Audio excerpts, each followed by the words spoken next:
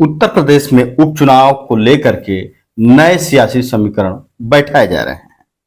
BJP ने Phulpur seat की जिम्मेदारी केशव प्रसाद मौर्य को दी है, लेकिन समाजवादी पार्टी ने इस सीट पर अपने दूसरे सबसे बड़े दलित चेहरे को उतार दिया है, जिससे मौर्य की चुनौती बढ़ गई है।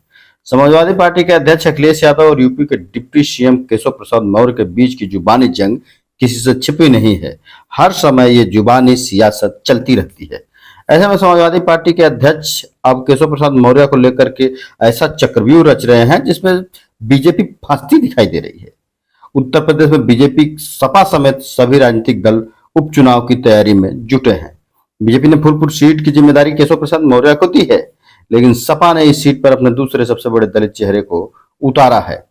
केशव प्रसाद मौर्य और अखिलेश यादव में तल्लखी के बीच सपा अध्यक्ष ने फूलपुर सीट के लिए अपने सबसे बड़े दलित नेता इंद्रजीत सरोज को प्रभारी नियुक्त किया है, जबकि बीजेपी की ओर से इस सीट को जिताने की जिम्मेदारी केशव प्रसाद मौर्य के कंधों पर चरमरा रही है।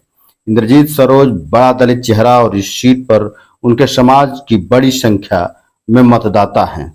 इंद्रजीत सरोज का इस इलाके में खासा प्रभाव भी है। अगर वो इन मतदाताओं को समाजवादी पार्टी के पक्ष में लाने में कामयाब हो जाते हैं तो केशव प्रसाद मौर्य के लिए मुश्किलें खड़ी हो सकती हैं।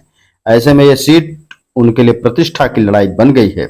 लेकिन भारतीय जनता पार्टी के लिए सिर्फ फूलपुर ही नहीं, अयोध्या के मिल्कीपुर और अम्बेडकर नगर की कटेहरी सीट भी नाक की लड़ाई बनी हुई है। मिल्की और कटेहरी सीट को जिताने की जिम्मेदारी खुद मुख्यमंत्री योगी आदित्यनाथ के पास है। समाजवादी पार्टी अध्यक्ष ने उनके सामने भी अपनी पार्टी के दिग्गज उतार दिए हैं।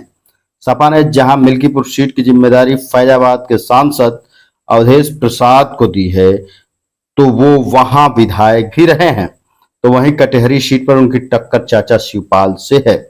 शिवपाल यादव संगठन के महारथी माने जाते हैं। नेताजी मुलायम सिंह यादव के वक्त से ही उनके पास संगठन का बड़ा अनुभव है।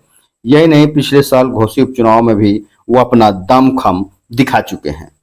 जहां एनडीए ने इस चुनाव में अपने तमाम दिग्गजों को उतार दिया था, तो वहीं शिवपाल यादव ने अकेले बागडोर संभाली और इस सीट पर बीजेपी के दारा सिंह चौहान को चारों खाने चित कर दिया। ऐसे में शिवपाल यादव और सीएम योगी आदित्यनाथ की टक्कर भी देखने लायक होगी।